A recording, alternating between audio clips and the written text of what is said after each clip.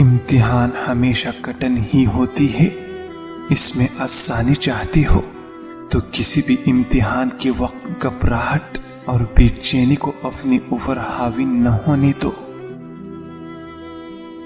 اگر تو کسی کی گواہی دینا چاہتا ہے تو سچی گواہی دے، اور اس سلسلہ میں دوست اور دشمن کی پرواہ ہرگز نہ کرو۔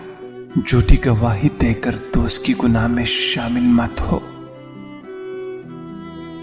اگر انسان کے اندر سکون ہو تو دوسروں کی طرح و تن باتیں اس کا کچھ بھی نہیں بگاڑ سکتی۔ اپنی سوچ کو ہمیشہ صاف رکھے، منفی سوچ برائی کو جنم دیتی ہے۔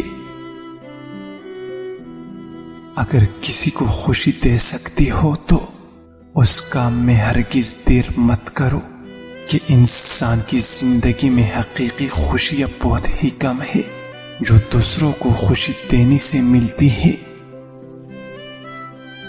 بیوی کو اپنے ناف پر ہاتھ نہ لگانے دو، 90 سال تک تمہارا نفس ڈھیلا نہ ہوگا۔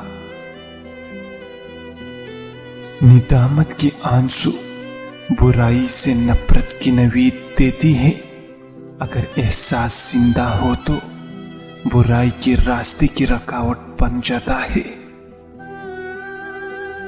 رات کو عبادت میں جو لطف آتا ہے وہ دن میں نہیں آ سکتا۔ اللہ جس کو پسند کرتا ہے وہ خوبصورتی کا فکر بن جاتا ہے۔